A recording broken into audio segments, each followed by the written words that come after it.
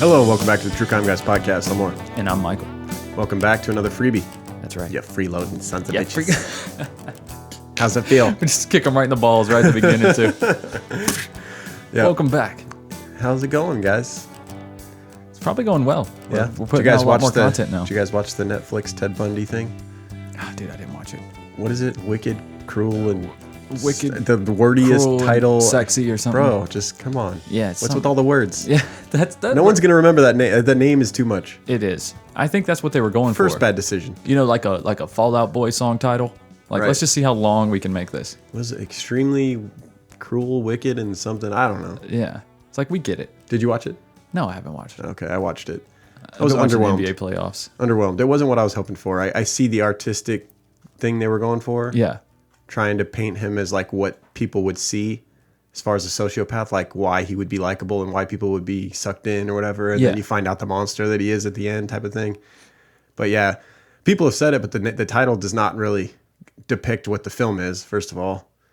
As far as like there's hardly any, as far as like his crimes, there's like one little image of him like raising I forget what it was. Oh, really? So it's not like a slasher. It's like it's a Oh, I romance. It's thought a romance Netflix would have movie. pushed it. It's a romance film. Oh, okay. All right. You could actually have your kids watch this movie, Michael. Wow, I probably won't, but yeah. And I felt like it felt a little bit like a Hallmark film to me. I don't know. The acting, Wow. the writing and acting, I thought was a little bit subpar. I don't know. So don't know. what about And- Efron? and Efron I've didn't said- do a good job? He You don't did. think? He did for what they wanted him to do, but I also disagree with most people, the common conception of what Ted Bundy was. I don't Right. think he was this, everywhere he goes, he was this irresistible ladies man. Like, why then would he have to use crutches and all these rouges to get, is that a word? Ruse? Ruse, right? Not Yeah, rouge. Yeah. I'm smart, so I think listen to that's me like on this, I guys. think that's like a Nissan car or something like that. Yeah. Or Moulin Rouge. There you go. Yeah, why would he have to use all these tricks to get women into his car or even close to his car? And how many times in that book, I think one of the most smitten people with him was actually Anne Rule, the writer of that book. And even so, like early on in that book, when she's talking about him abducting women and attempting, so many women were like creeped out by him, even Yeah. and they would actually refuse to go help him to his car because they were like, this guy's, something's not right, even though he's like disabled. And also, Anne Rule is smitten by everyone. Yeah. Yeah, that's yeah, not that's fair. true. When Like you're- every damn law she's enforcement person. easily smitten at best. Yeah. So yeah, we can't listen to Yeah, that. that's fine. Some people fall in love easy. Yeah. Anne Rule's one of them, I think. Yep. But yeah, the movie, like he escapes from the courthouse in Colorado and he's walking down the street and he's just turning heads left and right. All these beautiful women are like, oh, who's that? Oh. I just don't think that's how it was with Bundy. That ain't how it was. I'm sorry, he was not ugly, but Right. like, come on, he's not fucking Zac Efron. No. He's not. No. He had a damn unibrow half the time. Come on. Half the time. He had one of those weird faces where half the time he looked weird and half the time he was an attractive looking guy. And I just don't know if he was his personality wise too, if he was able to just suck a woman in that he just met. Of course, if he got with you, he could play that whatever you wanted him to be type of thing. I do Right. believe there was times where like dating women and whatnot, where he was trying to be the perfect man, what they wanted, you know, playing that game, meanwhile out killing women. Yeah, it didn't really show on screen what a monster he was. It didn't show any of the crimes. Just the romantic side of Bundy, huh? Yeah. Wow, lives on. I don't know. It's not going to die at this point, dude. It's a legend. Yeah. It's not going to die. Like, we can preach it all we want. The media but jumped it's- onto the fact it's that he was done. this ladies' man. Absolutely. You know, and it is what it is. It is what it is.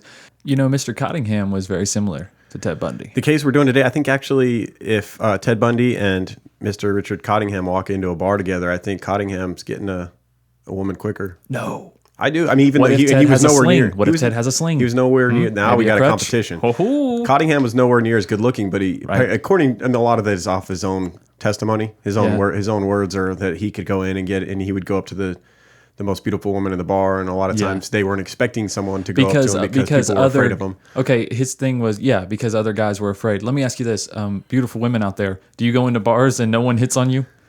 Yeah, Come on, like what the shit? That doesn't make any sense. it's possible. It's possible. I mean, obviously they're getting looks and like they're getting Yeah. attention, but are guys actually coming up and trying, or are you too intimidating? Yeah, okay. I think guys are definitely trying, Yeah, probably. but maybe he just. But this was better the at it. '70s. There wasn't all those shows, those TV shows about how to pick up chicks with Oh, those those TV douchebags. shows. Is that how you learn? Yeah, I feel like Cottingham, he could have taught one of those. Meanwhile, this is one of the worst fucking psychopaths we've ever studied.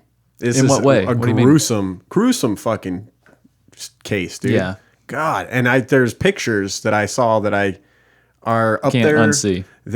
Can't unsee, and I didn't search them out. They happen to be on a YouTube documentary that I clicked on, and these images start popping up. Yeah. Headless women, Don't Google Richard Cottingham crimes.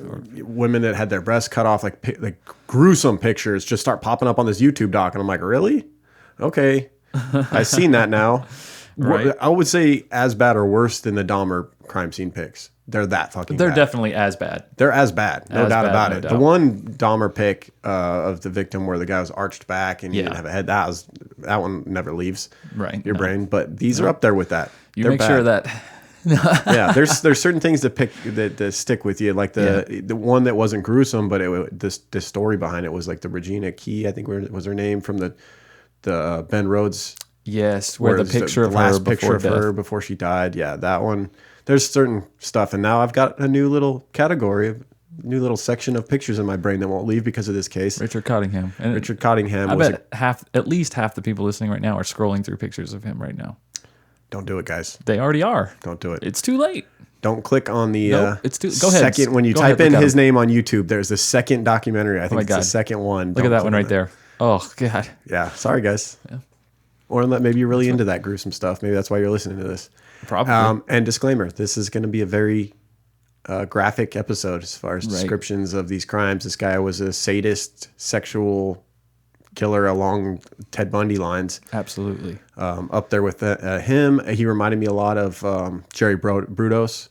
Yes. quite a How he bit. was completely disconnected. Yeah, and obsessed with female breasts and Yes. like to cut them off, that type of thing. Yeah. And so yeah, this is a gruesome episode. So if you've got a weak stomach, you're not into that, maybe you just maybe you want a heist like we're gonna do soon, something like that. We are. We're gonna get into some more historical crimes. Yeah, but this guy needs to be covered. He does. Yeah, so let's get into it. All right.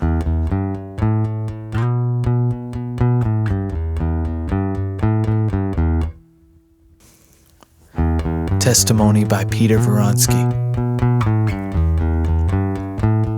I bumped into Richard Cottingham for about 10 seconds one early Sunday morning in New York City in December 1979. I showed up without a reservation. I was told that a room would be ready for me shortly if I would wait about a half an hour. As people were checking out, I decided that in the meantime I would go up and wander around a few floors just to see how bad the place might really be.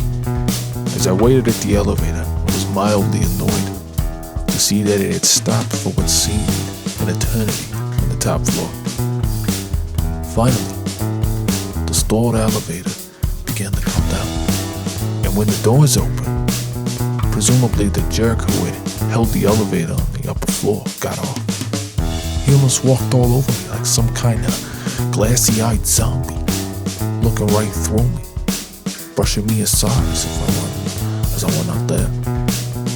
As he passed me by heading into the lobby, he lightly bumped my leg with the bag or a suitcase or something. I never noticed exactly what he carried, nor could I today describe the feel of it against my leg. The only other thing I would later remember was that he seemed to glow with a sheen of perspiration. And he had this really bad, like mop-like haircut.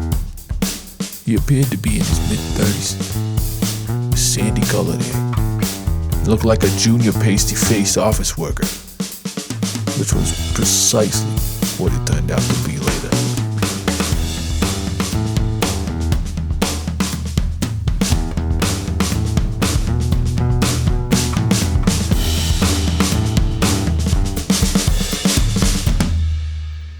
All right, so our case this week is serial killer Richard Cottingham, known by the media as the torso killer.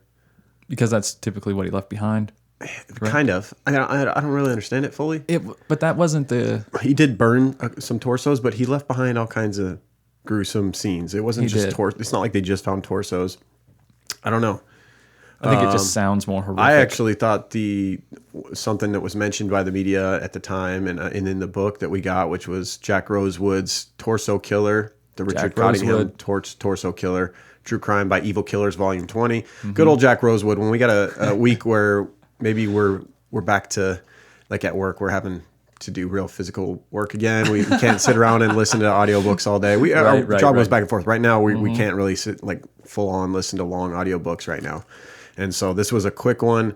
Basically what Jack Rosewood does, it seems like, is he just reads all the articles, watches anything he can find, and then kind of like does all the research for us. I like that he inserts quotes though, like real quotes, like only real quotes. Yeah. Like if there's a piece of dialogue from the killer or a detective, like it's going to be spot on, and that's it. Yeah. That documentary I was talking about had a French woman who went, and it was the only interview that Cottingham's ever done. Yeah. She went to prison. She was obsessed with him. She's one of those people that writes letters to serial killers. She has stacks and stacks and stacks. And one of them was Kearney, actually, Patrick Kearney. She's been writing to. She's had like 500 letters to Patrick Kearney. She's obsessed with these guys, and it's because she had a traumatic experience when she was a teenager where she was brutally raped, I believe. And so like she's now out to try and get closure for a lot of these victims. That's her motive. I truly believe it too, that she's not just fascinated by him. She is, but she's also I think she's fascinated, but she's in it for the right cause. She's trying to, like with Cottingham, she was trying to close up some loose ends because he's not going to tell all the details. As a child? Is that what you said? I think as a teenager, she was. I think there was a brutal attack on her, like in the public somewhere. They didn't go into full details of what happened to her, but it kept alluding to it. Do you think it also helps her, like talking to these monsters of society and to face that fear? You know what I mean? Like if you can communicate with these guys, 100%, dude. When he walked in, it could be a real healing process for her too. She was so nervous before he walked in. I bet. When he walked in, and like it was kind of weird. Like she shook hands with him, and she was very nice to him. I guess that's how you get these guys to open up. Like we saw with Mindhunter. You have to treat them. Can't wait for the next season of that. That's a fucking dude. That show puts that Ted Bundy movie to shame. Cinematic. That's how it should be done right there. Yes. But yeah, she's just like that, like the Mindhunter thing, where she gets them to open up by making them comfortable. At one point, she even asked him if he wanted to kill her, and he was like, "No, I like you." He's got a Jersey accent, by the way, so get ready for a lot of that. Oh yes, that's true. This is a New York and New Jersey story. That's right. He's like, "No, I like you. You're a tough girl. You're someone I would date," is what he said. Oh, okay. Yeah, I wouldn't want to cut your head off. You're someone I would keep around and choke. I want to keep your head on your shoulders. Right. Creep. Yeah, so get ready for a lot of Jersey accents. And as I was saying, the Jack Rosewood book that we got, it wraps everything into a neat bow for us. It does all the research, and then it gives us this book was 2.5 hours in audio form, so it's perfect. So I listened to it a couple times, and it kind of like when I started reading other things and watching videos, I could see where he got all this stuff from. He was taking a little bit from here, a little bit from there. Yeah, if you guys enjoy audiobooks or you use them, Jack Rosewood is a great place to start for sure. Yeah. Like on a case, like he's going to give you all the facts and a little bit of extra stuff too. Yeah. But not all the background of the city that they lived in during the economic boom or recession of blah, blah, blah. Like, well, if you really, those are great books too. But they are. This is not like something, it's perfect for us. But you should start, this is a book that you should start with, honestly. Then branch off from there. Yes. If you're just one of those people that want to know, you want to be up to date with all the serial killers and you want to know the information, perfect. If you want to get immersed in a story, you get like the H.H. Holmes book we got where you learn about Chicago in the 1800s. That was and incredible. All that stuff. Yeah, there's so much where you're fully immersified into the book. That's not this book. No. That's not any Jack Rosewood book from our experience, which we've used a lot of them. But the other moniker that the media had given this guy, we mentioned the Torso Killer, and we don't think that fits. The other moniker the media had given him, it was mentioned in the book, was the Times Square Ripper, which I think actually fits a lot better. That's much better. His crime scenes were much like Jack the Ripper's. It's much better. Yeah. And he was doing a lot of them right off of Times Square in the heart of New York because he worked at an insurance company right in the heart of New York City, even though he was living in Jersey. Yeah, that's so crazy. He's like leaving work in khakis and a polo and going picking up sex workers. Well, he would talk about like a lot of his interests at work too.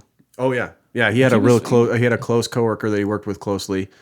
I wouldn't say they were great friends, but they were around each other a lot. And that guy was a little creeped out by a lot of the stuff he would say. He would talk about a lot of the debauchery he'd get into after work with was it bondage and all kinds of stuff, Right. Sex workers, all that stuff. So we'll get into that. Yeah. I don't know what else to say. Let's dive into the story. We already Because are. we're talking too much. But we're not using the crime light yet. We're just yeah. telling the story off the top of our heads. Yeah, that's true. Yeah.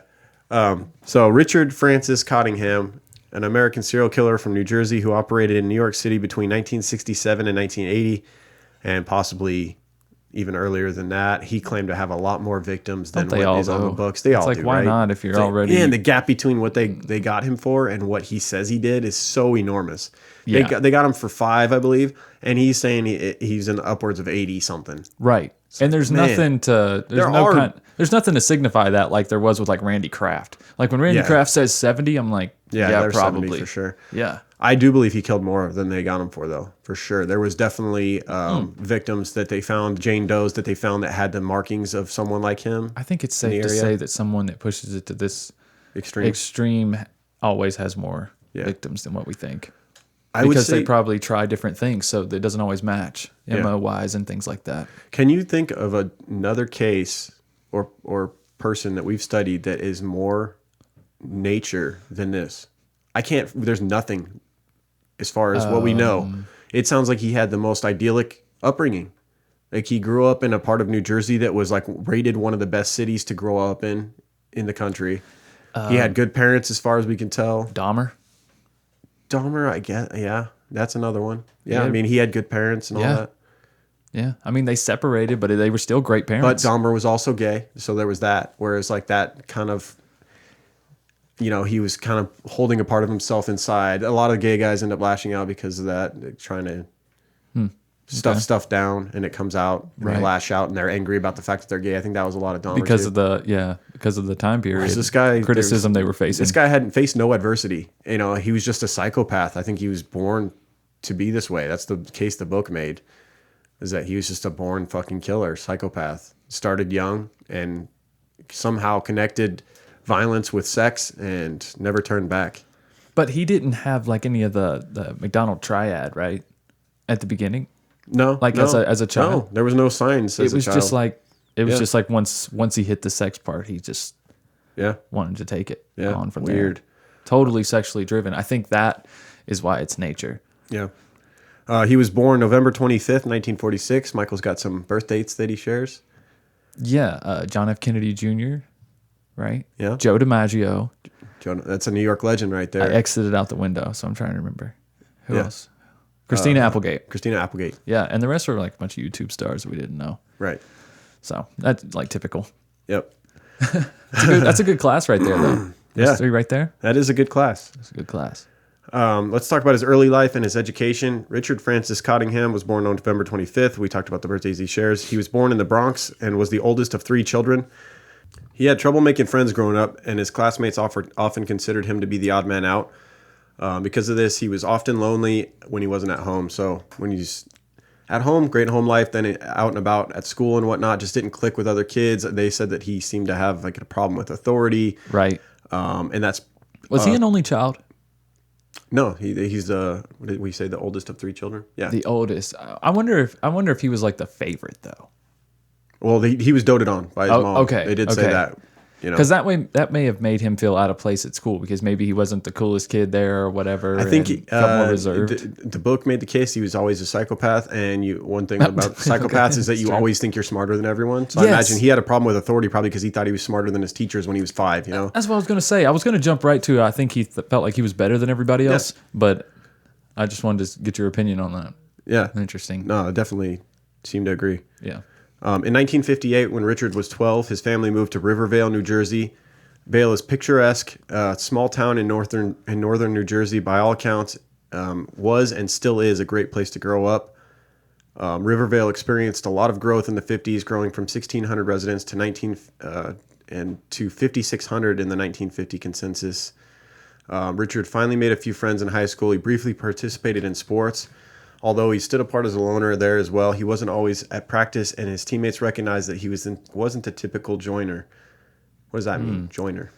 Like, he's not like part of the Oh, team. yeah, He's yeah. out there like, like he's Not- ball not- hog in basketball. He's not Like, clicking up. Yeah. He's not clicking up with the He groups. he wins his match in wrestling, but the whole team loses. He's still celebrating on the ride home. He don't give a fuck. Richard never really fit in with his teammates. He was known for having a wise guy attitude. It was pretty clear that he didn't care for authority like we had talked about. When Richard talked with his classmates about women, it was usually in a negative light, and he overwhelmingly was attracted to women with large breasts. So he wasn't really interested in the girls in school early on. He was more interested in older women with large breasts, even as a kid. Which, weren't we all? I bet how his friends probably had like moms with big tits, probably, Yeah. huh? Yeah. And he's just thinking about cutting them off. Little Oh, fucking God. creep. In 1964, Richard graduated from Paxi Valley High School in Hillsdale. After graduating, he worked for his father at a Metropolitan Life Insurance Company as a computer operator while taking computer courses. And this would end up being his course for the rest of his life professionally, is insurance company, working in the computers section, right? Yeah.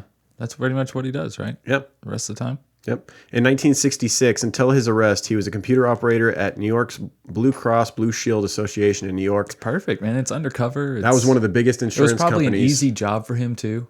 You know what I mean? Yeah, Because he'd he's just done fly it for under the so radar. long. Yeah, and he was probably on autopilot because he's Good thinking pay. about this crazy life he lives outside of work. Good pay, dude. Insurance company in New York, one of the bigger ones. Yeah, Hey, what's that old thing? Insurance buildings they're always the biggest buildings. Yeah. Because it's a racket. it is a Insurance. racket, man. Yep. They're always trying to find a way to not pay you when That's some right. shit happens. They want you to pay every month, though. Oh God, you better. Richard worked in Midtown Manhattan and typically was on the 3 p.m. to 11 p.m. shift. This left his morning and evening free for his quote-unquote hobbies. Yikes. He talked freely at work about his interests, bragging about prostitutes, gambling, and his preference for S&M. Here's a quote from a coworker. He'd talk about S&M clubs he'd go to. He talked about prostitutes. He talked about how he could lure prostitutes out of Manhattan, and he always had 2 pockets full of cash, thousands of dollars. He would show prostitutes cash and take them to New Jersey. Some would consider that a crutch. What? That's one thing he left out when he's talking about all these women that he picks up. The fact that he's got fistfuls Oh, of cash. true. That's like his crutches, That's his right? crutch. Yeah. You might as well have your arm in a sling or Yeah. be limping or whatever. That's Yeah. your crutch. You pull out a lot of money and show So it quit to a your sex worker. bragging there. I mean, it's also sex workers. Like, you don't even need to have a lot of money. You just got to have like $50 in the 70s Yeah, but and if, even fine. if it's insinuated that you're a good tipper, they're not gonna be as suspicious. Right. This time during New York too, like Times Square was not like it is now. The 60s and 70s in New York, Times Square, it was debauchery central. It was like Sin City times 10. It was there was pornography shops everywhere. There was sex workers on every street. It was like what's the damn movie with Julia Roberts? Pretty Woman. Pretty Woman. Yeah. Very much like that. But I guess that was LA, right? But it was the same concept, like streetwalkers everywhere. And, Right. Yeah. It was drugs and all kinds of shit. Like Taxi Driver, the movie with Robert De Niro. Yeah. That was that time period where it was just like crime everywhere. New York was just a not a rough place area. that you just go walking around back then if you didn't know what you were doing. I still don't think you should. Times Square now got is your so phone, damn though. commercialized. It's jabroni central now. Oh, I'm not talking about Times Square. I was just talking about like New York City in general. Yeah. I wouldn't go You're gonna just take the walking wrong around. turn. True. Yeah. Let's talk about his first murder. Cottingham's first known murder was the 1967 strangulation of Nancy Shavia Vogel, a 29-year-old married mother of 2. So like I said early on, they weren't sex workers. He was just killing women. He was an opportunist. Right. If they fit his liking, which he had a certain type, long brunette, long brown hair, Right. bit large breasts. This was the shortest childhood ever. Like this guy had a very uneventful life. I'm saying, yeah. It's crazy. From the Like, different nothing things, happened. we didn't just use the book. We looked at documentaries and stuff like that. It's just nothing happened nothing in between there. It's like he worked insurance and It was then a little awkward at school. That's about it. Good parents. Good. right. Good, Didn't fall off a swing, land on his head. Nothing. Didn't grow up in the ghetto and get No. beat up. Nothing, man. Nope. Yeah. No. He's all No good. head trauma as far as we could tell. This guy was just Right. a born fucking monster. It's pretty much like I said, the most surefire case I can find that we've ever done of nature. There's no red flags in the past, and yet he turned into one of the worst monsters we've ever studied. Yeah. I bet somebody's gonna find one. If you're listening to this, Maybe. yeah, somebody's gonna hit us up. There They're had gonna to be like, have "Oh, been- what about this?" There had to have been something that connected the crime or like the violence with sex. Something had to have happened, right? You don't just cross those wires Unless it seems like you just like the dominance and you just take it too far. maybe he liked those magazines that Bundy liked, those old school That's true right. crime magazines where the women Yep. were tied up, because it seemed like he was into all that stuff, the bondage and the beautiful women. Absolutely. Maybe I mean, that. the ideas could have definitely gotten his head easily at this time period, I think. Yeah, maybe as a kid, the only magazines he could get that were like pornography were those type of crime magazines with the drawings of women being tied up and That's all that. so important, right? Yeah. Like how you come about sex, Brutos especially was the as a same male. way too, right? Brutos was into those magazines, and Yeah. this guy is so similar to Brutos and Bundy, and those were both into those magazines. Yep. So maybe that's what it was. On Friday, October 27th, 1967, Nancy said goodbye to her husband and headed to St. Margaret Roman Catholic Church in Little Ferry, New Jersey. I believe she was going to play, wasn't she the one that was going to play bingo? Yes. Nancy never returned home that night, and by the next morning, her husband reported her missing. I don't think she even went to bingo. No, she didn't They make said it. She she- went shopping first Yeah. She stopped and There went were some shopping, and boxes and somewhere stuff. around there she met Mr. Cottingham at the mall. apparently. I think she ran into him at the mall. Yeah. And somehow they ended up at a hotel. Who knows? Maybe they got to talking and he drugged her. He was known to drug people. Yep. Maybe he slapped handcuffs on her in the parking lot when no one was around. I doubt that she just, as a married woman and dedicated mother, went back to a hotel with this guy. Just No, and this was like her day to do what she wanted to do, it seemed like. I Yeah. don't think she would have been. strange. Yeah. Her nude and bound body was found in a car in Ridgefield Park. It was her car. In New Jersey the following Monday by two 12-year-old girls. That's not something you want your daughters to witness. I guess they were looking out the window of their apartment down Yeah, at the the parking book lot, and they mentioned saw that. what they thought was a mannequin in the Yes. Yeah, they thought it was a mannequin. car. So they went down and looked and realized it wasn't a mannequin. Dude, you talk about getting these pictures that you Google stuck in your head. Imagine that. Yeah. The sight, the smell, like just everything. It's Yeah, as a 12-year-old. right. That's dark. Nancy had been beaten and strangled, and her hands were bound in front of her with a thin nylon cord. Her clothes had been folded neatly and placed beside her body, something he always did, which is strange. He'd always like take their clothes and fold them up neatly. Meanwhile, leaving this gruesome scene of their butchered bodies behind. It's a Catholic thing. I think that's what it is. Folding up the clothes like Christ. You know, when he left the grave. I don't know. I'm just Okay. I'm just spitballing, but you don't know. He was Catholic. Okay. I mean, that's something I didn't part even of the Christian realize faith. about Yeah. Catholic faith. So, police found evidence of a serious struggle. It appeared that Nancy fought hard for her life. Although he claimed that after every crime he would erase the details from his memory, it was apparent that his activities had a physical effect on Richard.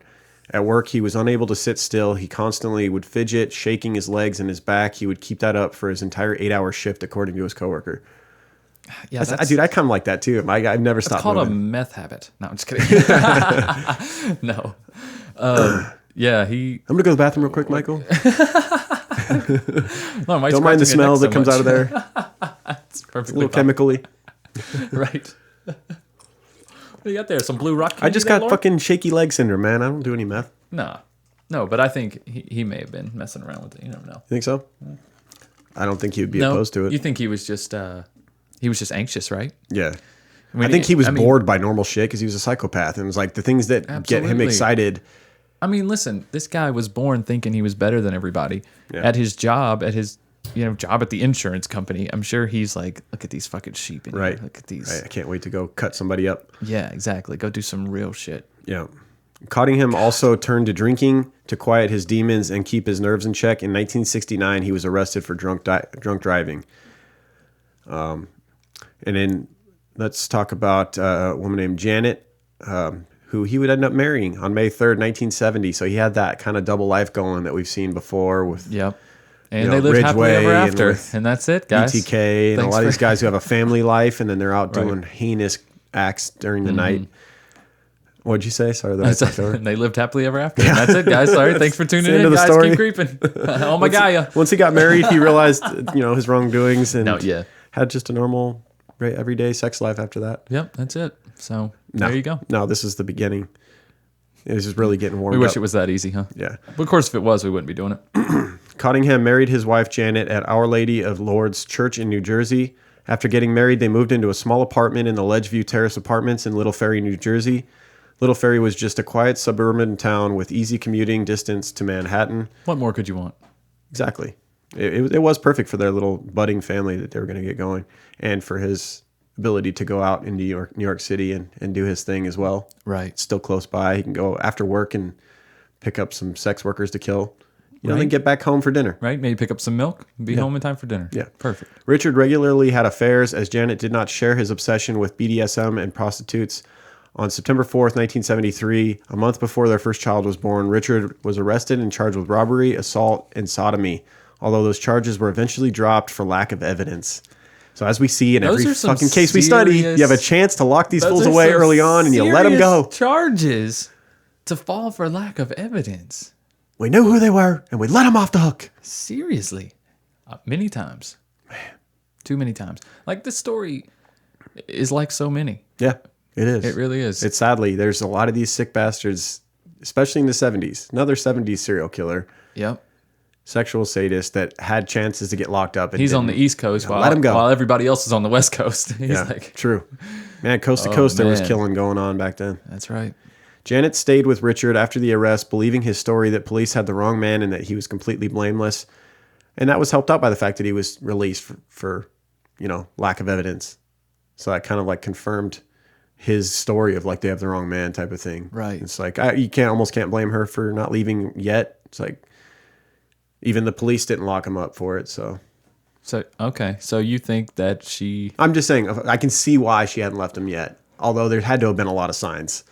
More than just this. I feel like this would answer a ton of questions for her. Like, where do you go after work? Like, where you been? True. What's going on? How do you even get wrapped up? How do you become a Why do you suspect keep burning of your this shit? You got to be clothes in doing the something. backyard? Yeah, for real. What's going on? On October 15th, 1973, their oldest son, Blair, was born. So now the family's getting going. In 1975, the family moved to a 3-bedroom rental house in Lodi, New Jersey, or Lodi. That same year in March, their second son, Scott, was born. So now 2 kids. Their youngest child, a daughter named Jenny, followed soon after that in October 1976. 3 kids, got this picturesque little family in New Jersey. Perfect. Yep. Not long after the birth of Jenny, Richard started an affair with a woman named Barbara Lucas. Well, this throws a wrench in things. Yeah. This affair lasted for 2 years. Jesus Christ. Let's talk about Mary Ann Carr. In December of 1977, Mary Ann Carr went missing from her apartment that she shared with her husband in Little Ferry, New Jersey. Her husband was out of town and she'd been planning to meet up with her mother-in-law. Mary Ann never showed up, and by the time her husband got back, family members were frantically looking for her. Her body would end up being found on December 16th, 1977. She was found dumped at the Quality Inn motel. She had been raped and tortured. Her body had ligature marks on the wrists, ankles, and neck. She was also covered in bruises and had a hemorrhage on her right cheek, suggesting blunt force trauma. Residue from tape was also found around her mouth. Perhaps most telling and later significant, Mary Ann's body had a severe bite mark on one of the breasts, which would end up being a way that they would connect him to a lot of other murders. That was like his calling card. His signature thing, yeah. Yeah, that's also another Ted Bundy thing. The biting. That's how he went down. It's true. That was like the biggest piece of evidence against him was that bite mark, at least in the Omega case. Right. Someone who lived in the apartment complex claimed to see a man acting suspiciously in his rearview mirror who he thought was Mary Ann's husband, which is weird because Mary Ann, her husband, bore an almost striking resemblance to Cottingham. Seriously? Dude, they showed pictures side by side in the documentary I watched. They were like twins almost. Creepy. Oh, my God. Yeah. What are the chances? Right? Although the police considered him a suspect for a time, he had a rock-solid alibi, and eventually the case went cold. That would have sucked if her husband would have went down just because the actual killer looked just like him. And, of course, he's the closest to the victim. He just they have took no down idea who Cottingham is. Oh, my God. He would have ruined 2 lives, man. One night. Yeah. God, he's a monster. On September 23rd, 1978, pregnant bartender Karen Schilt left for work at 8 p.m. She went to another bar down the street to have a few drinks when she was off, which I found weird. She's pregnant and she's going out having drinks. Yeah, And I get it, you're at a bar because you're a shouldn't be the bartender, same you're thing. doing your job, but if you're going to another bar and drinking while you're pregnant, it's not smart. Not the best idea. Maybe she wasn't, I don't know how It was early the 70s. it was. Maybe Babies she was were tougher, True. I think. Yeah. Maybe she was unaware that she was even pregnant. I don't know how far along she was. That's true. She arrived at the bar at around 8:30 p.m. and struck up a conversation with a man named John Schaefer. Unfortunately for her, John Schaefer was the pseudonym for the most commonly used by Cottingham. So that was like the nickname he went by. Yeah. He asked Karen if she was a working girl, to which she replied that she wasn't. Nevertheless, Cottingham saw something that he liked. By 9 p.m., Karen began to feel sick, like she had been drugged. She put her drink down and left the bar, deciding it was best to head home. So she's kind of stumbling down the street because he's put some very strong drugs in her drink at this point. Cottingham followed her. This is so creepy to me that he's following her, like knowing what he had done. It's almost like, what are those Komodo dragons or whatever, where they have they just super venom and they bite you, and they just watch the animal live for like the next week, knowing it's going to drop at some point. Yep. Just so similar to that to me. Those are some of the creepiest fucking nature documentaries I've watched. Buzzards. Literally, they just start all collecting around this water buffalo that's standing there. They know it's poisoned and it's going to go down. Yeah, they're just a matter of time. You wonder if the water buffalo knows too. Like, why are they all surrounding me? What's going on? These guys never wanted to hang out with me before, right? Yeah, not funny in this case, but yeah, you know what we're saying, right? We're talking strictly about the buffalo. Yes. So Cottingham followed her and offered her a ride. When she started stumbling down the street, Karen, believing that she was too disoriented to make it home, and would end up accepting the ride from her new quote unquote friend. Do you think she knew at this point that she was drugged by him? I mean, that's an awful coincidence. I don't think so. You sit down with this guy. He's asking you if you're a working girl. You say no, and all of a sudden you're getting all woozy. Yeah, but she's also pregnant, so her body can be doing some strange things. That's true. And if she's been drinking, she doesn't know how her hormones, or she could just be feeling nauseous at the drop of a hat. True. Honestly, that might have been a common occurrence with morning sickness. And then here's a guy who seems to care actually, and you just haven't put the two and two together. Yeah.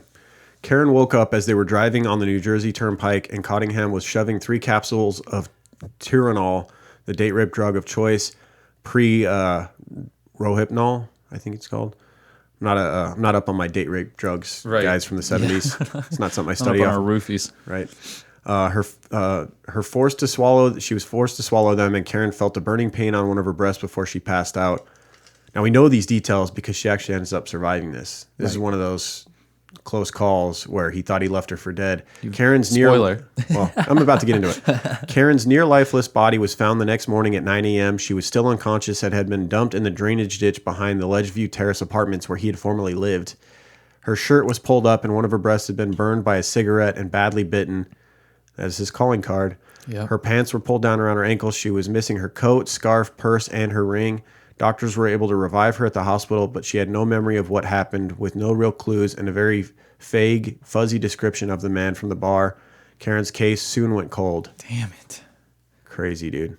That was so common back then, the drugging stuff. I think it still happens, especially in Vegas. A lot of people get drugged still. So be careful, ladies, when you go out anywhere, clubs and stuff like that, to have exposed drinks. Like, just don't let it be sitting around.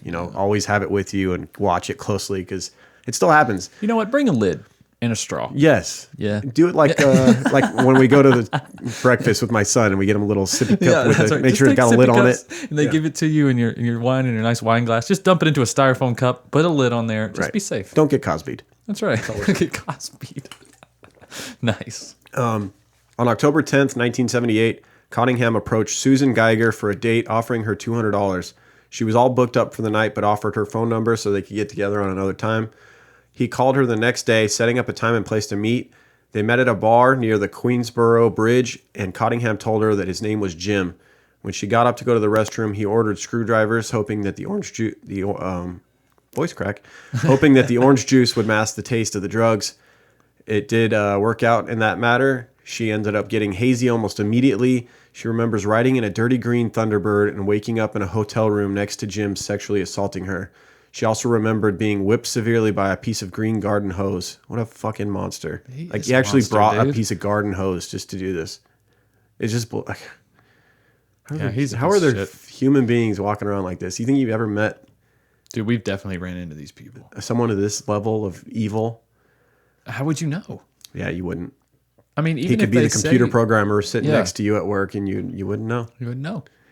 She woke up on the afternoon of the 12th on the floor of a room at the airport motel in Hackensack, New Jersey. She was bleeding from several places, including her breast, face, and rectum. Her earrings had been ripped from her ears, and her purse was missing. She called the police, and when they got there, they found a towel with semen stains. DNA analysis, unfortunately rudimentary at the time, was only able to reveal the man had type O blood. Damn. That's something, though. It's something. It's if you get a suspect and they have type O, then you can focus harder, or if they don't, you can eliminate them at least. Isn't there something special about type O blood? I don't know. They're like the. I don't know shit about blood, I've realized. I think like O positive is like the. Is that the universal? The all receiver or the all giver or something? I don't know. At the hospital, doctors discovered Susan was pregnant and linked her to Karen as she had a very similar bite mark on one of her breasts.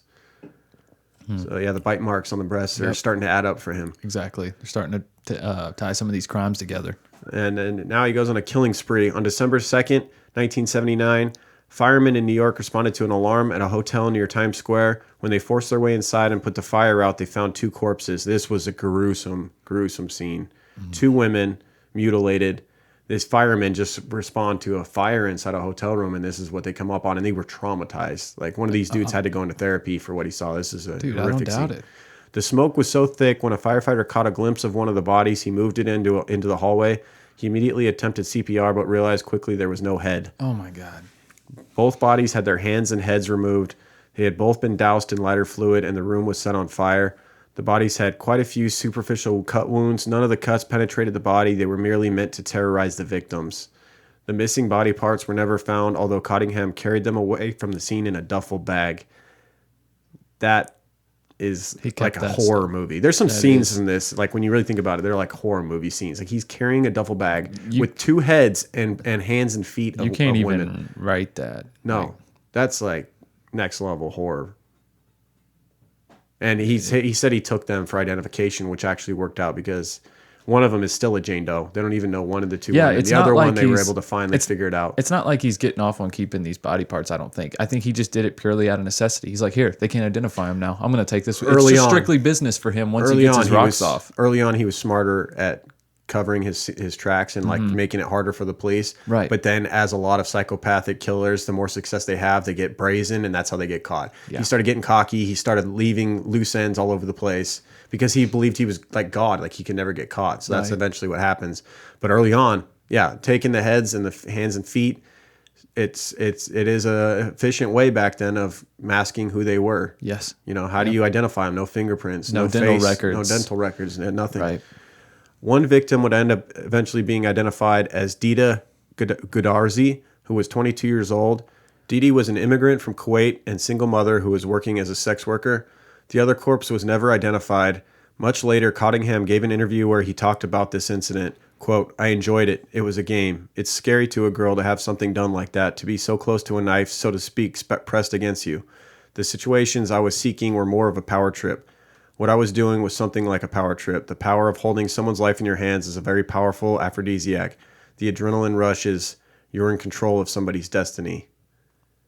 Yeah, we hear that. He was such a monster. Said how many times though in roundabout words? He knew he was a monster.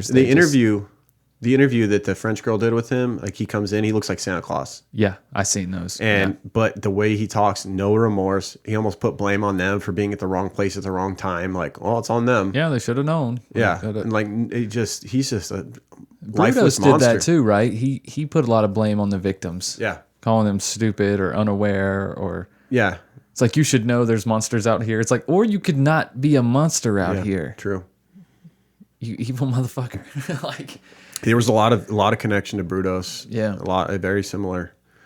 Homicide detectives linked the murder with that of teenage sex worker Helen Sykes, who had gone missing from Times Square in January 1979. Police found the body of 19-year-old Valerie Ann Street in a Hasbrook Heights Quality Inn in New Jersey on May 5th, 1980. The victim's hands were tightly handcuffed behind her back, leaving raw red marks. She was covered in bite marks and beaten across the shins. The bite marks were so severe, one of her nipples had nearly been severed off. Street had died of asphyxiation, and traces of adhesive tape were found on her mouth. Her clothing and any personal effects that may have identified her were missing. Once police identified Valerie, they learned that she had only been in New York for 4 days, having recently moved from Florida, and that was something this book talked about. Such a common occurrence back then was girls from all over the Midwest, these wholesome, like coming from farm families and also coming from the South and whatnot. Yeah. They had these boring lives, and they just kind of wanted to get away from their hometown they grew up in. Right. New York was this exciting new place. They would get on a bus, go up there with almost no money, get off the bus, and at the bus station were all these opportunist pimps waiting around for these girls to get off. Right. And they were very charismatic and convincing, and they would convince them to become... And of course, it's only workers. Temporary. It's only till you get on your feet. Yeah, you can make good money and you can get yourself an apartment, this and that. And a lot of times that was the victims of these monsters, were these girls that had literally just started doing this like days before, and they run into a guy like that. you know, and they're just basically taken advantage of by the pimp, by the monster, by the city, you know, by this city that was not cut out for these young, naive women that come here. Like you said, like we said earlier, it's not good to go to a city of that size without some sort of guide, some sort of plan. Yeah, this is exactly what their parents probably were warning them about before they went. They're like, I'll be fine, I'll be fine. Yeah. Valerie's murder was linked to an earlier murder in the same hotel, a 26-year-old radiologist named Marianne Carr, who we had talked about earlier. On May 15th, 1980, police were called to the scene of another fire where a body had been mutilated and then torched in a hotel room. This time, the head and hands had been left in place, but the victim's breasts had been sliced completely off and arranged on the headboard. We told you this was a gruesome episode, He just guys. gets brazen. This is where he goes too far. It's like I think he got off on creating terror for the people who responded. He wanted them to walk in and see this. Right. But the book also talked about how he's trying to create the perfect course of a murder, like the perfect murder for him. They're always like chasing the dragon. Like psychopaths early on, a rape and kill is good enough, but then it's like it's just not enough. They got to keep one-upping themselves. This is where it changed from like just business and hiding the crimes to almost like taunting and going over the top with it. Taking it to the next level with the torture and everything is just like new thrills. That's why it was like certain. Is it new thrills or is it new? Like he's trying to state how much better he is too. Perhaps. Now he's taking risk with leaving identifying stuff like the hands. Exactly. And the head That's and all what that I'm stuff saying. too. It's like he thinks he can't get caught now. Right. Fingerprints and photos eventually identified the victim as 25-year-old Jean Rayner, a sex worker who worked in Times Square. The bite marks found on Rayner's body were consistent with the calling card of the Times Square Ripper, or the Torso Killer, as the media had now dubbed it. So yeah, the media is onto this now. They're starting to connect all these killings. Yep. Janet, his wife, would finally file for divorce in April of 1980, citing extreme cruelty as one of her reasons, including the fact that Richard had refused to have sex with her since 1976, which coincidentally was when their youngest child was born, and also when Richard started his affair with Barbara Lucas. Oh. So he had moved on, and he was, not being a good husband. Jesus. In many ways. Janet claimed he would often leave the family at home without essentials and not return until 4 or 5 a.m., even though his shift at Blue Cross ended at 11 p.m. Her complaint also alleged that he frequented a single swingers club in Manhattan and was a habitual patron of many of the city's gay bars. Interesting. Yeah. Maybe he was just it seems as though he's just like sex fiend. Like any way he could get it, he was just oversexed. Wow, but he didn't have any male victims that we know of. No. Or maybe he did have male victims. Maybe he did. And they didn't tie him to him because the crimes were completely different. Yeah. And that could make up his numbers for the rest of it. You know what I'm saying? Yeah, and as I'm sure as much as we've talked about sex workers getting less justice as far as like the police do half-assed investigations because it's like, well, look at the crime, look at the world they're in. Gay dudes, same concept too. So maybe there was victims and they just didn't look deep enough. Who knows? That's right. And maybe that could have been his thing. Like you said, being gay could have been Dahmer's his trigger. Yeah. And if this guy was undercover, maybe. And he doesn't even say anything about it in the interviews now. Right. So he's probably still ashamed of it. Maybe. Speculation. Speculation. That's what we do here. That's what we do here. Let's get the Jersey going. Right. It's a Jersey episode. Come on. I'm just speculating. That's what we do. We're just talking. I'm speculating. What's the problem? We're just talking. This upheaval in the household upset Richard, and he decided someone would have to pay. On May 22nd, 1980, Cottingham picked up 18-year-old Leslie Ann Odell, who was soliciting on the corner of Lexington Avenue and 25th Street. Leslie had only been working as a sex worker for about a week when she met Cottingham. She moved from Washington State and was drawn to New York by the promise of a better life, one of those that we talked about. Yep. Unfortunately for her, she was one of the many girls picked up at bus stations by pimps and put straight to work. Cottingham introduced himself as Tommy and took Leslie out for drinks. Eventually, he offered to help her get to New Jersey and escape from the pimp that had already taken her under his control. Oh, what a hero. He's probably showing her the big wads of money, saying how successful of a gambler he is and all this stuff. Yep. And he can give her a better life. Thinking her luck had finally turned around, she agreed Once they got to Jersey, Cottingham took Leslie to an all-night diner and bought her a steak. Get you a steak, baby. That's right. Get the steak in the belly. Yeah. At some point, she agreed to have sex with him for $100. Around dawn, they checked into the same Hasbrook hotel where he had left his last mutilated victim. That's brash right there. You know, he keeps showing his face around this place where he'd already left gruesome scenes. Odell rolled over onto her stomach after Cottingham offered to give her a massage, straddled her back. He drew a knife and put it to her throat as she placed a pair of handcuffs on her wrists. So that's another Gacy thing, the handcuffs. Right. Cottingham began torturing her, nearly biting off one of her nipples. She later testified that he said, quote, "You have to take it. The other girls did. You have to take it too. You're a whore and you have to be punished." Jesus. Odell's muffled cries of pain became so loud that the motel staff, already spooked by the murder 18 days earlier, called the police and rushed to the room demanding that Cottingham open the door. So this is how brazen he is now. He's torturing these women. They're screaming in a hotel room, which, I mean, you hear some weird stuff in hotels. Maybe at first they thought it was just some kinky sex going on. But you know the difference, right? A terrified scream is different than a sex scream. Absolutely. And also, you think the people that work there and stuff, the people that are around that property, forgot that shit was just found there? Their ears are perked up more. Exactly. And especially they know no one was connected to it. They're going to be more open to it. They're definitely on edge more, thinking yes, they're going to be like, again. Oh, let's see. We heard those same screams before there was a body found in here. Yes, before there was a fire in the room and there was mutilated corpses in there. Cottingham forced, I love this part. She was so smart, so much smarter. Because like I'm listening to this book, right? Yeah. And I'm thinking, okay, what would I do now? So like, the screams get alerted. Right. Hotel staff shows up at the door. What is she gonna do? I was thinking I would scream to the people, right? That's what I was thinking I would do if I were her. Like, don't stop screaming. Your only chance is to let them know. Is to communicate. He's gonna with kill them. me regardless.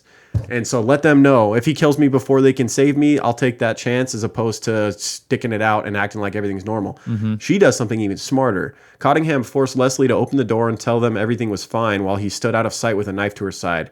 Fortunately for Leslie, the clerk did not believe everything was fine, but also she was very smart in that she told the story with her eyes.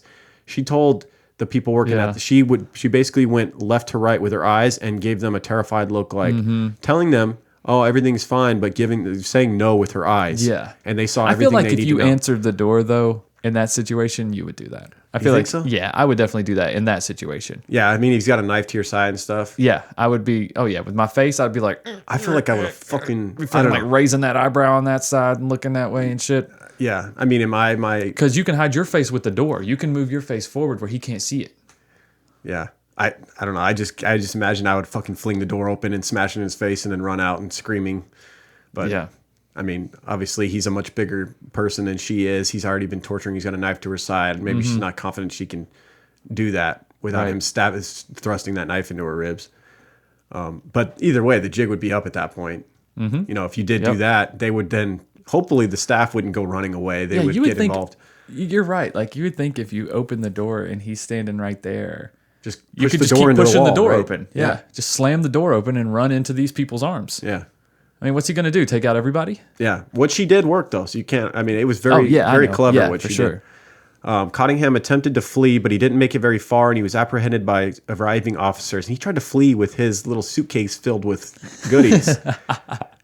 Yeah, I mean, if you couldn't get caught more red-handed. Like a kid's movie or something, running out with this suitcase. Hackety sax playing. He's got this fucking suitcase filled with horrific devices for He's just going to sneak out the front door like it's a hotel, bro. It's only one door. Yeah. Where are you going? He just thought he couldn't do any wrong. That's why he was... Yeah. So when arrested, he had handcuffs, a leather gag, 2 slave collars, a switchblade, replica pistols, and a stockpile of prescription sedatives. Oh yeah, that's another thing. Sedatives, sorry. While he was torturing her, she actually had seen that there was he left a gun sitting around under the bed or something. She reached and got it and tried to shoot him, but it was a replica gun. That's like its own form of torture. Like, you get this burst of you think I've got him. That anyway? I've got him. He did that? Probably. So probably then did it on he purpose. could, or to also terrorize them, to put the gun to their head and stuff like. I imagine he was probably doing some of that shit too. That's true. Terror-inducing stuff. He was getting to the point where he would torture. I believe it was Leslie, this latest one, where he didn't. A lot of the other victims were so drugged up, they were kind of in and out of consciousness, not experiencing the full thing. He didn't drug her at all, so she felt every bit of pain. And also, when she would start to pass out from so much pain, he would wipe her face with like a cool rag to get her to wake back up so that he could torture her again. That's how sadistic this fuck was.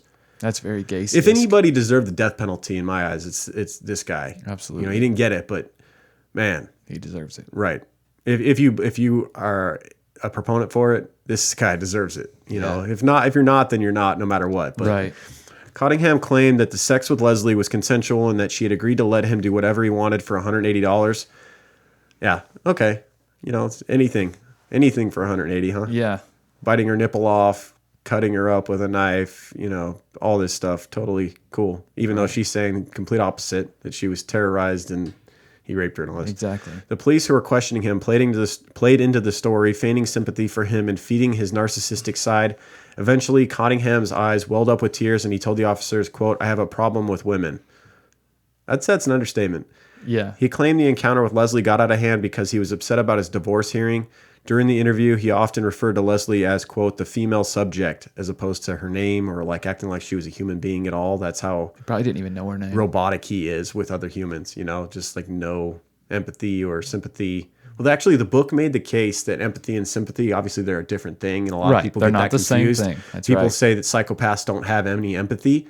It's not that they don't have empathy; it's that they don't have sympathy. They can feel others' pain. That's why they're doing That's it. why they're getting doing off it. on it. They know that you're feeling that They're pain. just not and they like that. sympathetic about it. They don't feel bad for them. Exactly. They can feel their pain, and that's what they like. Would you say empathy is worthless without sympathy? Yes. I mean, having empathy doesn't automatically mean you're a good person. Having sympathy for others Yeah. is a good sign. Yeah. He had none of that. No sympathy. No. He had empathy, but in the wrong way. Yeah. The evidence against him was very strong, and eventually Cottingham stopped talking and lawyered up. The police searched the Cottingham home and found a private locked room in the basement. Richard was the only one who had access to that particular room, and another very Jerry Brudos thing. Oh, Very, you know, he had that shop, that detached garage, and he had that. His wife had to speak through the intercom. Yes, to like have this him is come my out. space. You don't bother me in my space. Gacy type as well. stuff. His wife, he forbidden his wife from going down into the crawl space with the stench coming up. Personal effects from victims were found inside his private room, including a small koala bear that belonged to Valerie Street and a broken earring and apartment key belonging to Mary Ann Carr. So a very serial killer thing, keeping mementos from the crimes.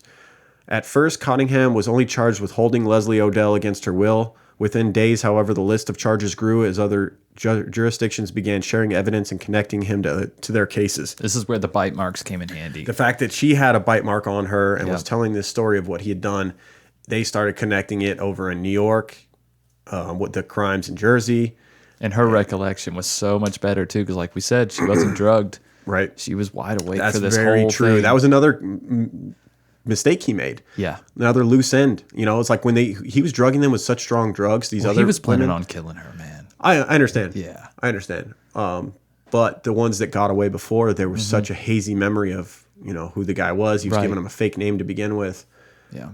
Cottingham was charged with kidnapping, attempted murder, aggravated assault with a deadly weapon, aggravated sexual assault while armed, aggravated sexual assault while armed for the sodomies, and separate for the rapes, aggravated sexual assault while armed for forced fellatio, possession of a weapon, possession of controlled dangerous substances. So just a few. There's a few things there. Little Minor paragraph. minor infractions. Right. Several days later, police had enough evidence to also charge him with the murder of Valerie Street. Karen Schilt and Susan Geiger were able to identify him in a police lineup, and he was ultimately charged with 2 more murders, another attempted murder, and the kidnapping of 3 additional women. And so a lot of this actually is circumstantial. They're getting him on they're convicting him of murders for circumstantial evidence because there was such strong ties with his MO, his modus operandi with the biting of the breasts. And the little bit of descriptions they did have. And he was always in the right place, the right time for these murders as well. Everything just fit together too nicely. Obviously, there was more than just circumstantial for some of the murders. On October 5th, 1980, Cottingham pled not guilty to the charges and was bound over trial and held on a $350,000 bond. When he got back to jail at the pretrial hearing, he smashed his glasses and tried to use the broken glass to cut his wrists. This would be the first of 3 unsuccessful suicide attempts he made while in custody. One of them, I believe, was in court, like in front of the jury. He tried to slit his wrist. Is that what they're talking about with the glasses? Because what else would he have had? I don't know. Maybe he could have tried to use a bed sheet to hang himself or something. Oh, it says when he got back to jail. Okay, I see there. Because of the geographic range of his crimes, Cottingham was facing 4 trials in separate jurisdictions. He was indicted for the murder of Valerie Street, the attempted murder of Leslie Odell, and the kidnapping assault of Susan Geiger, Pamela Winesfield, and Karen Schultz. During the trials, Janet withdrew her divorce filing and stood by Richard, testifying what a good husband and father he was. What? Why would you do that, Janet? What the fuck? I didn't remember that from the book. Holy Dude, do you shit. think she's thinking about her legacy at this point? I don't know. She's like, I dude. can't be connected That's to this. I brutal. don't want my children to be connected to this. What? She's thinking about her kids, dude. Maybe. She's definitely thinking about her There's kids. got to be right more here. to it, right? Because she's got nothing. She's doing it for ulterior motives, not because she truly believed She don't give a fuck about him, No. but she's doing it for her kids. Yeah. Yep. That blows me away. His girlfriend, Barbara Lucas, however, was more than happy to testify against him. Now, see, I would have thought the girlfriend, the mistress, would have stood by him more so than his wife, man. It was the other way around. The girlfriend ratted him out more so. His coworkers He had a real one. Yeah. He had a real one. His coworkers also testified against him, noting that he often left early on Saturdays and had stolen from them. Yeah, he was also a kleptomaniac. I guess is that on the McDonald triad? Theft? No. I don't think so. That's how a lot of them start, though. Yeah. It's the thrills. Yeah. He gets off on thrills and he likes to be bad. A lot of serial killers held up gas stations or something like that first. Yeah. On June of 1981, Cottingham was convicted of 15 of the 21 felonies he originally faced. 3 days later, he once again attempted suicide in his cell, this time drinking 6 ounces of liquid antidepressants. He was transported to the hospital, and the doctors were able to stabilize him. Good. Good. You don't Get get your off that ass easy, back bro. here. Yeah. On July 25th, 1980, Cottingham was sentenced to 173 to 197 years in prison. He would not be eligible for parole for at least 30 years. During his trial for the murder of Mary Ann Carr, Cottingham attempted to escape his holding cell and made it to the outside. This part is crazy. He made it outside the courthouse and was running across the street. Fortunately, he was spotted by a police officer that was returning to the courthouse. So he just sees this dude running across the street, runs and grabs him. So he almost got away. After a 2-week trial, Cottingham was also found guilty of the murder of Mary Ann Carr and sentenced to an additional 25 years. So they're just stacking Funny years now. It's like you see, I feel like serial killers sometimes they get way too much credit for being quote unquote intelligent. Yeah. They're not that intelligent. It's just that I think that they do it so much that they just figure out what works and what doesn't. Yeah. And then, because you see it in times like that, where you have to think on your feet, and he's like, run. Yeah. Like at the hotel room. Really? You tried to run? And then like here, now. And serial between killers, your a court lot of cases, times, I think I'll just run. they're a lot of times also they're either sociopaths, psychopaths. They don't feel emotion from what they've done. A lot of times, like someone who commits a crime, like a heinous murder or whatever, they Right. kill someone.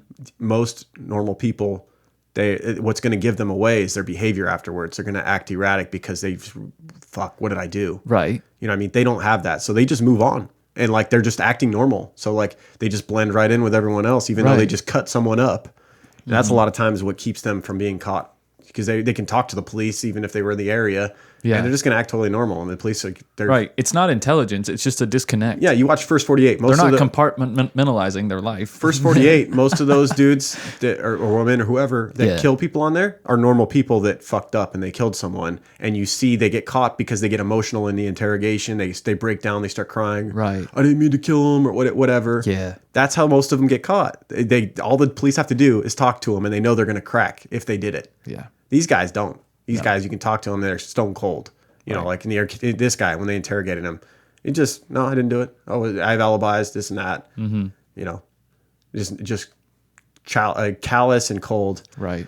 In March 1930, or March 30th of 1983, Cottingham was transferred to a prison in Manhattan to stand trial for the murders of Dee Dee Goodsree. Jane Doe, the one we talked about, that was the two that were in the hotel that were decapitated and whatnot. Right. And Jean Rayner. On July 5th, 1984, a few days before the verdict in his New York trial, Cottingham attempted suicide for the third time, smuggling a razor into the courtroom and slicing his forearm in front of the jury. That's the one.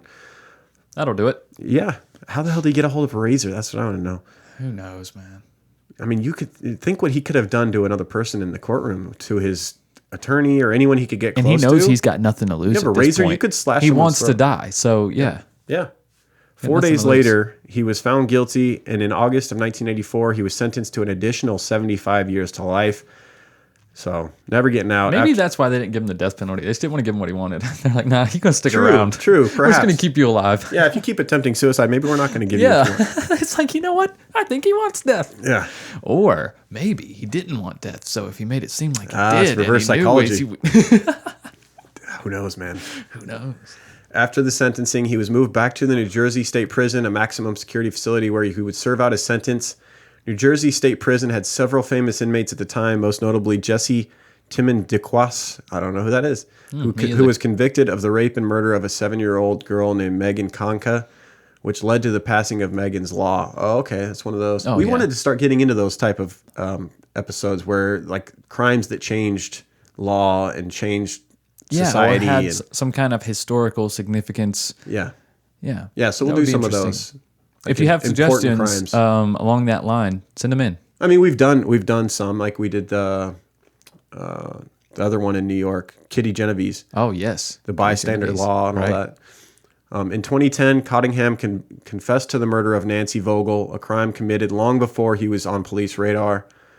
He pled guilty at the trial that followed, and it was the first time he had taken responsibility for any of his crimes. So yeah, at the other trials, he pled not guilty, like totally just no remorse.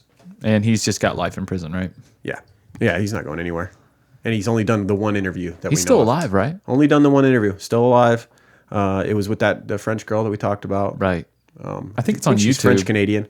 Yeah, it's on YouTube. Yeah. I think that's the same one. I watched two and I'm getting kind of mixed up, but I think that's the same one where it just showed relentless pictures and it would just pop up like without warning. Like, and then he killed. boom, you're blah scarred. blah blah, and then all of a sudden you're looking at her, headless corpse, and you're like, oh, cool, thanks. Yeah. Her name would have sufficed. Thank you.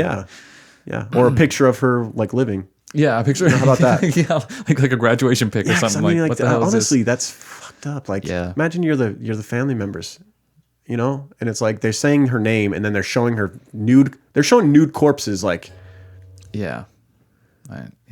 imagine your daughter was killed and then all of a sudden her naked body's all over YouTube. Like, she didn't give consent to that. I don't know. I just find it sick. But Yeah. But the pictures are out there. I mean, they are. They're I understand. Done deal now. I man. understand the jury having to see it in order to internet convict someone, but for Yeah. the average Joe to just be able to look at it, like, I don't know. I don't know if that's necessary. I don't know if that's good for anybody. Yeah. We hear the details. Everyone's that's enough. already Googled all these now, so you've ruined it. I'm not hating on you. I saw them too. I didn't mean Yeah. to see them, but I have looked up shit before. I intentionally and willfully looked up Dahmer crime scene photos and all that stuff. mean, you're And gonna those find dudes it. didn't give consent either. You're gonna run across it if you're interested in the cases. I mean, just reading articles, you're gonna see pictures. Yeah. You know what I looked up It's Ed gonna Gein happen. crime scene photos, the girl that the woman that he had hanging in his shed or whatever. I saw those. Those stuck Yeah. with me too. Yeah. Hey, All right. just know what you're getting into if you look that stuff up. Just know that it's probably not going to leave. The Bud Dwyer video of him committing suicide, that one's still in my head. I still picture him sitting back against the wall with the blood pouring out. It's a bad one. Wow. Way to end on a high note, man. Yeah, guys. Hope you enjoyed the case. Yeah, it was like we said, that might be the last serial killer for a little while. No, I don't know about that. Unless it's like a We're just going to mix it up. We're going to mix it up and we're going to do some different stuff, I think. Yeah, I agree. Yeah. I agree. That sounds good. And we're getting a research team, right? We're putting need the back call out. They don't know it yet, though. They don't know yet? They don't know yet. Expect an email soon, guys. Yeah, if you're one of the Captain Creepers, expect some contact. We're calling all cars. Right. Yeah, but we're looking for important cases in history and cases that change things. Cases just for right now. Just want we want to sprinkle those in. If your name rhymes with Schmishmel. Yeah. And is the other one? And Trish Harp. Yeah, Trish Sharp and Schmishmel. You said Sharp. Anyways, we'll take emails from anybody that has suggestions of cases. But like we're looking that, for guys. specific things. Yeah. So Well, of course, we have plenty of serial killers lined up that we can do and things like that. But we're looking to keep the pot mixed up. yeah, Right. yeah, we want to do some significant historical crimes Exactly. that changed society or changed law or Also, some like more heists and stuff like that. We've had a lot of fun with those. Yes, the heists are fun. People Man, seem to you enjoy can- the heists. You can pick a random serial killer out of a hat. There's so many of them from the Yeah. 70s and whatnot. Like they go like this story here. Yep. You know, the Brutoses, the Dahmers, the Gacy's, Yep. all these guys. And they're still fun to talk about, and it's still interesting, and it's still Yeah. important to talk about. You can't forget the victims of these, and the psychology of these dudes is interesting. Right. But yeah, it's also fun to talk about, you know, heists and whatnot. Right. Man, those have been some of the funner ones we've done. That They have Spaggiari. oh yeah, That's Dude, the that was French guy. so good. He was great. Yeah. He was great. All right, let's do some shout outs and some sponsors and get out of here, huh? Yeah. Oh my Gaia. Oh My Gaia. Oh My Gaia is an innovative and all-natural deodorant, fragrance, and beard oil company specializing in paraben and aluminum-free products. Their innovative line of deodorants inhibit the growth of odor-causing bacteria while maintaining effectiveness. At Oh My Gaia, they use only all-natural, paraben, and aluminum-free organic ingredients. They have tons of scents: vanilla, cherry almond wood, sandalwood, lavender, lemongrass, Egyptian musk, coconut, dreamsicle. I'm wearing a fireside today. What are you wearing today, Lauren? I'm Don't mind disclosing I've been lumberjacking it. Lumberjacking it. Nice. Yeah, That's a until I favorite. run out. It's lasting a long time, and That's it's a just favorite. that's kind of my scent, man. The Lumberjack. lumberjack is a good scent. That's the only reason I don't get it. It's just because you've like kind of claimed it. Right. It's It's all mine. good. We respect our scents. Our I'm lumberjack. separations. My wife's sweet pea. If I smell Egyptian musk on you, we're gonna have a problem. Okay. I'm gonna have to keep my pits closed. But well, we can share True Crime Pine.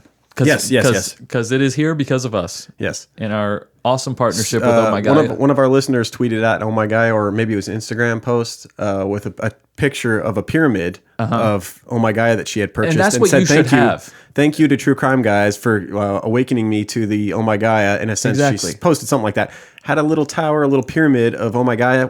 Ours, True Crime Pine, was at the top of the pyramid. Of course. That's what's up. It's at the top of the pyramids where it belongs. Yeah. But you should have a pyramid of Oh My Gaias because choices are everything. Yes. Because, like when you wear the same thing every day, you start to like not smell it. Right. And then you can't enjoy it. But if you Right. switch it up, Mix it up. hey, get you like 3 cents. I suggest you start with 3 cents. Yeah, let do you your think? lady or your man keep them on their toes. Don't let Yeah. them know what you're going to smell like every day. That's Mix right. it up. Mix And it maybe up. you find the one that really turns them on. Scents are important. Yeah. They are. They are. Scents are really tied to Sometimes the I brain. don't wear anything so I can get those natural stinky hormones going out there and Right. see what happens. Yeah.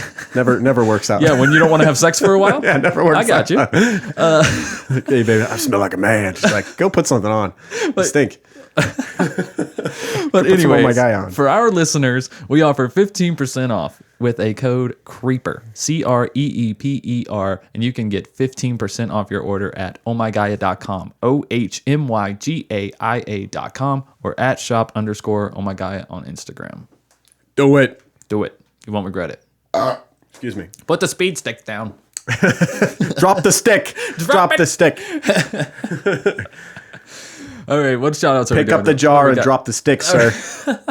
What was that? What shout outs are we got? I we don't getting to know. today? Shit. Pause it. All right, let's take a look. And we're going back a ways for some shout outs of people who have rated and reviewed the show. I want to thank you guys. Right, If you go on great way to iTunes help or the show. Stitcher or whatever, rate it and review it. We try to give you a shout out because it does help the show a lot. And we like reading what you guys write. It's fun. Absolutely. Even the bad ones. Even the bad ones. We prefer the good ones, Yeah. but bad ones can I be mean, good. bad ones, go fuck yourself, but Yeah. I still like to read them. Yeah, so if we've already done you, then enjoy a second one because we don't Yeah. remember where we left off. Lions Jans, rated 5 stars, said that her only complaint was the ridiculous pronunciations of New Orleans in the Axe episode. It's New Orleans. I don't know, man. Nolans. Nolans. Nolans. Who cares? Just gonna keep doing this the same way. Yep, we are. Mommy Maddie, not for everyone, but it's easy. It's not easy for people to pull off dark humor, but we That's do. true. She said we do a good job. So thank you, Mommy Maddie. Thank you very much. Binge-worthy, awesome, and scratches all the right spots. She said. Oh, yeah. Perfect. We'll scratch your spots, baby. Lee Geranius, I think that's how your name said. Masters of Accents, great podcast. That's got to be That's got tongue in cheek. Yeah, that's serious Yeah, Mike. sarcasm. Masters. Am Own on the night shift. Mm-hmm. Thanks for keeping me sane during my night shift, guys. Keep on creeping. Right on. Nice. Keep I working the remember night shift. the Keep your night eyes out shift. for the creepers. You're working the night shift, man. That's You're doing right. the Lord's work. That's right. Gray Tile. Awesome podcast. I've always loved true crime. This podcast, one of the very few true crime podcasts I truly enjoy listening to. Well, don't listen to any of them if you don't truly enjoy listening to them, Right. That's the way I feel. Yeah. life's too There's short, so right? much stuff out there. If you There's don't a truly billion. enjoy something, just go find something else. There's a billion of them. Yeah, now. there's so many. Yeah. Shelby M1111. These guys seriously crack me up. Bring levity to heavy topics, and accents are always on point too. Man, you guys are full of shit. You guys are so... I don't appreciate the sarcasm, really. It's very patronizing. Edna Probs, my absolute favorite podcast. The title says it all. Thank you. Oh, thank you. Shivy. I did not click on you because I thought you were True Crime Garage. These guys are Still unique and funny. though. The music is awesome. They put a lot of work into each episode. I love the That's true. accents. True And that. everybody's saying they like the accents, man. appreciate it. Once in a while, people say they hate It's it. just but because they're fun, man. You just have to Yeah. take it for what it is. We're Yeah, just being just- fun. yeah, just It's being take fun. the stick Damn, out of your we butt. don't practice it. We just literally just say something. yeah. Yeah. Obviously. Imagine if we did practice, how pathetic that would be. That would be Because we're still so shitty at it. right. Amy Joe 765. I really like this podcast. think the guys do a great job. Look forward to the intros as much as I do the stories. That's a tip cool. of the cap for you, Michael. Well, thank you. Best says HHHHH149. Effing hilarious dialogue. Love these guys. Also just got my first shipment of Oh My God. Oh, hell True yeah. Crime Pine and Lumberjack. Oh, nice Our two choices. favorites. Must be a Lorne fan. Right. Rabbit29 says funny but serious. You guys make me giggle. Always well done. Keep going. Well worth listening to. Thank you. BD Dobbins 217 found your podcast recently. Love it. Been binging all the episodes. Keep creeping. Right on. Nate Dogg says well researched, but some humor is misplaced. Said Fair enough. 4 stars. I can understand. I've always said we're a 4-star podcast. That's right. At best. Yeah, a bit awkward, out of place amongst some of the heavy topics, some of the comedy. I could see that. Yeah. Sometimes we say it and we're like, maybe we shouldn't. Just leave it in. Whatever. Yeah, It happens. Everybody thinks that kind of stuff. Yeah. We just have to say it. yeah. Grammar Hole, thank you for your glowing review. Is this the best podcast I've ever heard? Maybe. Is it the most interesting? Possibly. Will you enjoy it? I can't know that. No, you can't. I love that. El Duro, because of us freeloaders, you guys are who you are, should be, and you should be grateful. Totally agree. Yeah, the freeloaders I agree. are, that's like 90% of our listeners are freeloaders. So, we're just joking around when we make fun of you guys and whatnot. It's just, it's all, it's like us poking a friend, It's like, how you joke with your friends and you give them some shit, they give you shit back. Dude, That's how I it am is. freeloaders of every podcast I listen to except for Dark. We Dark are Topic patrons of Dark and Topic Once Upon a Crime. and Once Upon a Crime. Yeah. But every other podcast we listen to, we're total freeloaders. Oh, speaking of which, have you guys heard Once Upon a Crime's episode on the 50-cent beer night? Was it? Or was it 10 cent beer night? My bad. Beer night. Yeah. We had a guest spot in that. Right. We played sportscasters, announcers at a baseball game in that. Yep. So Let me definitely look up check the- it out. I'm gonna Look up the actual episode. title episode. I think it's called 10 Cent Beer Night was the episode. So Once Upon a Crime, check it out. Esther does an amazing job over there. Great podcast. You probably already listened because she has way more listeners than us. Right. But she's also still so cool to let us play our little part.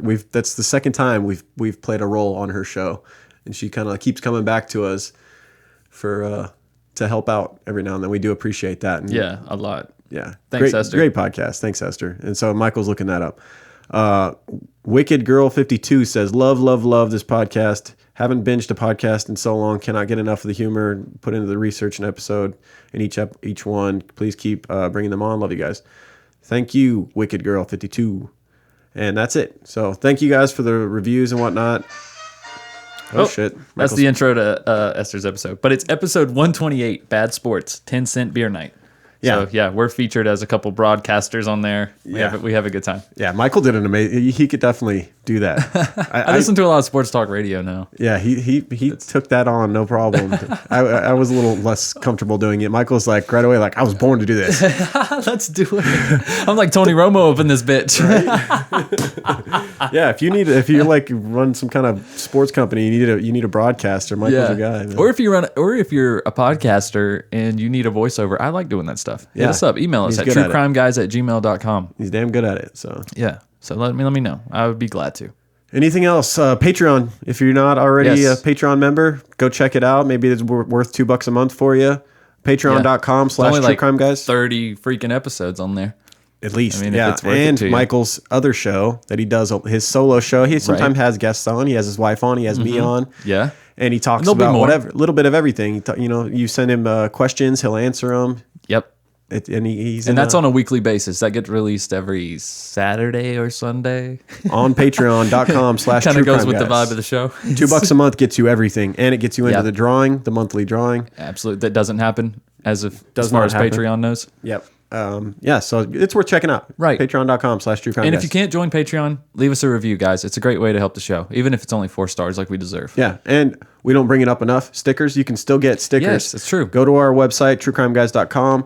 There should be a link on there to you click on it. Stickers. There is. It gives you a PayPal button that you can click. You donate a few bucks. Michael will send you some stickers. And we have a variety, right? We have just like a kind of a mix of. Yeah, we got a variety. I think we got some more of the Galaxy ones in. We got some of the Heart with headphones. We got a lot of stuff. I don't think we have any more OG Creeper Vans. They're all gone. Man. So if you got an OG Creeper Van sticker with the black and red, the one we first started out with, they're done. They're gone. You're in the cool club, man. That's right. Hold on to that thing. Hold on to that thing. Don't put it on the back of your car where it's going to fade in the sun. It's going to be worth millions someday. These kids are going to make it. Yeah, so that's about it. Yeah, so go on there, click on stickers, donate a couple bucks. Michael will send you a note and some whatever stickers he decides to send. We also never talk about our merch. We have a ton of merch available online. Yeah. Redbubble.com/truecrimeguys. When you go to the True Crime Guys page on there, click portfolio, and then it'll show you the list of designs. Redbubble's weird. Like the way you navigate it, you'll click something, and then like say you click like men's or women's, and then it takes you to a bunch of shirts that are not even the topic that you wanted. It's weird the way the site is, but. And then also King Custom, truecrimeguys.kingcustom.com. Yeah. There's Galaxy stuff on there. There's a bunch of cool stuff on there. And you can also get stickers in any design that we've ever put out on Redbubble. Yeah. They're not that expensive. They're like $2. Is the OG Creep Band one available on there? In a form. It's like the die cut, but it's not the oval ones that we started out with. Those oval ones are gone. That's the only place you can get those. But you can still get the Creep Band sticker that says "Keep Creeping." Like our first t-shirt design. Yeah. Oh, yeah. And they're die cut too. Like the Redbubble stickers are really good quality. Yeah. So, have we ever done anything with that drawing that wasn't it Kristen Gulbranson that did that amazing drawing of us with our heads popping out of the van? Why have we never used that? I still think that drawing is incredible. Yeah. Because she really captured That's true. such a good job with our faces Kristen, and everything. if you're listening, do you still have that? Can you send us a print of it, like in color, somewhere. or maybe like a digital file? So yeah, I would love to. Yeah, we use could that for definitely something. pay you for it. We'll work out some kind of PayPal. Yeah, thing. for sure. Because I think that was an incredible drawing. That really. was, and that would be cool to make a die cut sticker out of. Yes. All right, we'll work on it. CrimeCon's coming. If you're expecting to see us there, we won't be there. We're too busy. We got kids and full-time job and all that stuff. We can't take time off work to do And it. it's in New Orleans. We'd love to be there in New Orleans this year. Can't be there, but be there with us in spirit. You know what I mean? Wear our shirts That's and right. stuff and show us off, talk about us. Yeah, we would appreciate it. To other podcasters, Let the creepers that be don't know known about there, us. even though we won't be there. We appreciate it. Yeah. But to everyone that will be there, have a good time. Sorry, maybe next year. You never know. Absolutely. Take pictures. Yep. I would like to see what's going on, though. That's cool. Yep, that's about it. That's it. I think we've guys. rambled long enough. We Thank sure you guys. We're off next week, but we're going to post a 2-year-old Patreon episode. 2 of the Freeloader series. Yeah. I don't even know who it is. Look forward to if that. If you remember whatever our second Patreon episode is, that's what will be released. That could be a Dahmer or something along those lines. It could be. It was one of the first we did. Might get some dick and noodle soup. Oh, man, there were some jokes in that one. Oh, boy. That was a classic. All right, y'all. See you next week for the Patreon Freeloader series number 2. All right, guys. Keep creeping. Later. True crime guys, in the desert we like a mirage. It's okay if you clicked on us cause you thought we was True Crime Garage. Now we ain't mad at you, sit down, let us talk at you. I'm talking to the creeper army, we out here making murder, get murder. True crime guys, in the desert we like a mirage. It's okay if you clicked on us cause you thought we was True Crime Garage. Now we ain't mad at you, sit down, let us talk at you. I'm talking to the creeper army, we out here making murder charming.